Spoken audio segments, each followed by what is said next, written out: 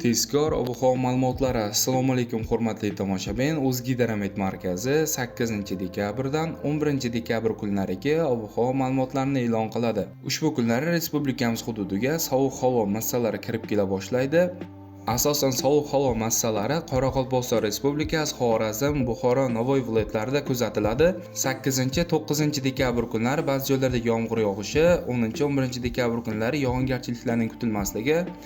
Haroratlar kechalari 0,5 daraja sovuq, kunduz kunlari 3-8 daraja iliq bo'ladi. Shamol shartdan sekundiga 7-12 metr tezlikda esadi. Ba'zi joylarda shamolning tezligi 20-22 metr sekundgacha ham kuchayishi mumkin.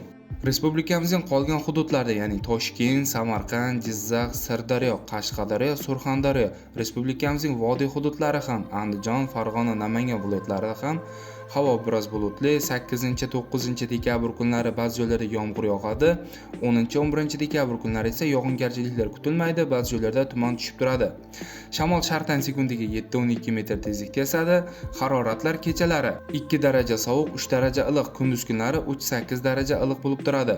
Respublikamizning tog'oldi va tog'li hududlarida ham havo biroz bulutli, ba'zi joylarda o'zgaruvchan bo'ladi. 8-10 dekabr kunlari ba'zi joylarda yomg'ir yog'adi. Yomg'ir qorga aylanib kuchli yog'ishi mumkin. Shamol g'arbdan sekundiga 7-12 metr tezlikda esadi.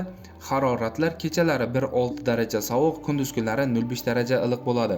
Sizlarga yetkazmoqchi bo'lgan xabarlarim shulardan iborat edi. E'tiboringiz uchun rahmat, sog' bo'ling, salomat bo'ling.